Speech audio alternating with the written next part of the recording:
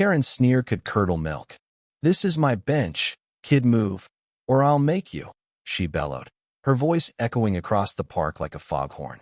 It was a quiet Sunday afternoon, the kind where families picnicked and dogs chased frisbees. But Karen, 300 pounds of entitlement wrapped in a garish floral dress, had other plans. She loomed over me, her sister Linda hovering like a vulture, both claiming ownership of a public bench I'd been sitting on for 10 minutes. The absurdity of it all was almost laughable, but the glint in Karen's eyes told me this was no joke. I was just a college student, minding my own business with a book and a coffee, enjoying the rare calm of Riverside Park. The bench, weathered but sturdy, had no plaque, no sign of private ownership, just a simple seat under an oak tree. I'd chosen it for its shade, not knowing it would become the stage for a showdown. Karen and Linda, self-proclaimed sisters of justice, had apparently decided this bench was their throne, donated, they claimed, to the park in their family's name. No one else seemed to know this, and the lack of evidence only fueled their rage.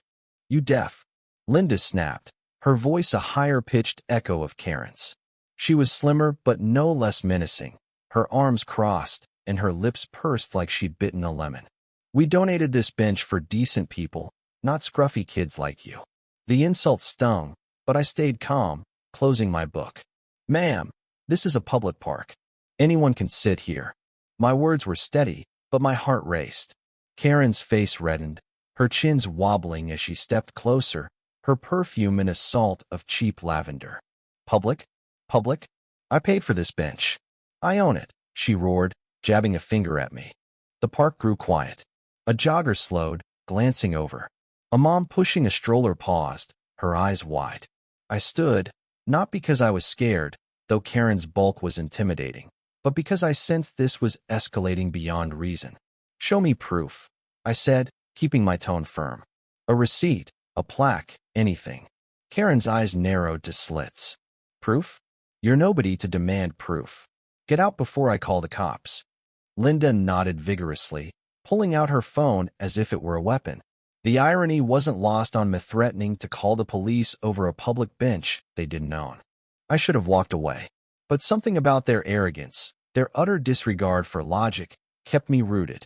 "Call them," I said, crossing my arms. "Let's see what they say." It was a gamble, but I was tired of bullies like Karen and Linda steamrolling everyone.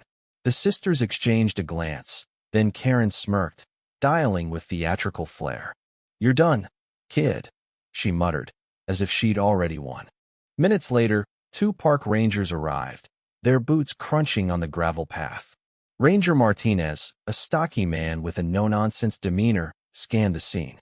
His partner, Ranger Lee, a younger woman with sharp eyes, held a notepad. "What's the problem here?" Martinez asked, his voice calm but authoritative. Karen launched into a tirade, her voice rising with every word. "This punk's trespassing on my bench.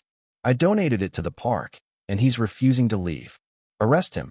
Linda chimed in, her words a jumbled echo of Karen's lies. I stayed silent, letting them dig their own grave. Martinez raised an eyebrow, glancing at the bench. "Donated, you say? Got any documentation?" Karen's confidence faltered, but only for a second. "It's in the city records. My family's name is on it," she insisted, gesturing vaguely at the bench. Lee stepped forward, inspecting it. "No plaque here," she said, her tone neutral but pointed. "City records don't list private donations for this bench. It's public property." The air shifted. Karen's face twisted, a mix of fury and panic. "You're lying," she screamed, stepping toward Lee, who didn't flinch. "I paid thousands for this. You can't disrespect me like this." Linda grabbed her sister's arm, whispering something, but Karen shook her off, her voice now a shriek. "I'll sue the city. I'll have your jobs."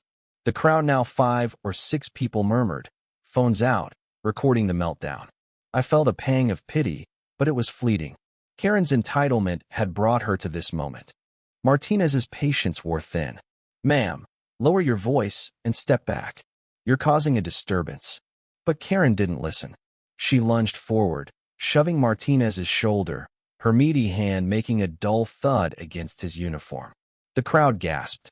Lee's hand went to her radio, her voice crisp. We need backup. Possible assault. Karen froze, her eyes wide, but it was too late. Her shove, however impulsive, was a line crossed.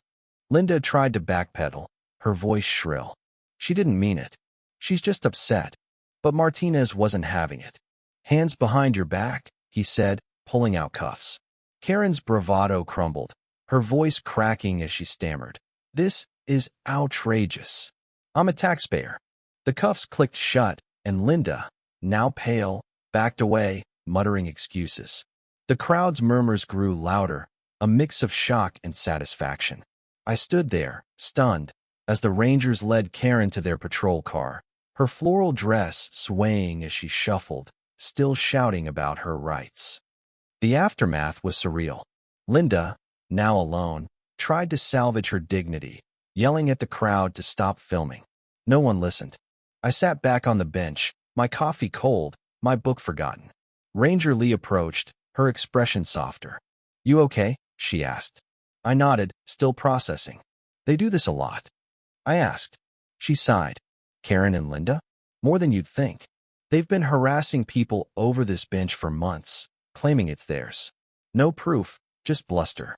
As the patrol car drove off, Karen's face pressed against the window, her glare fixed on me. I didn't wave, but I wanted to. The crowd dispersed, some chuckling, others shaking their heads. I stayed, reclaiming the bench not out of spite, but because it was mine as much as anyone's. The park settled back into its rhythm, kids laughing, birds chirping, but the air felt lighter, like justice had tipped the scales. Later, I learned more from a local news blurb. Karen and Linda had a history of petty scams, from fake charity drives to bullying vendors for free goods. The bench stunt was their latest scheme, born of a delusion that their donation, a $50 check to a park fundraiser, returned for insufficient funds, gave them ownership. Karen's shove earned her a night in jail and a fine for assault and disturbing the peace. Linda got off with a warning but was banned from the park. Their reign of terror was over, at least for now. Sitting there, I thought about entitlement, how it blinds people like Karen to reason, to fairness. She'd built a kingdom in her head, one where she ruled over benches and people alike. But reality doesn't bend to tantrums. The bench, scuffed and ordinary, was a reminder. No one owns what belongs to everyone. I opened my book again, the pages catching the breeze. The park was peaceful once more, and I was just a guy with a coffee, sitting where I belonged. The end.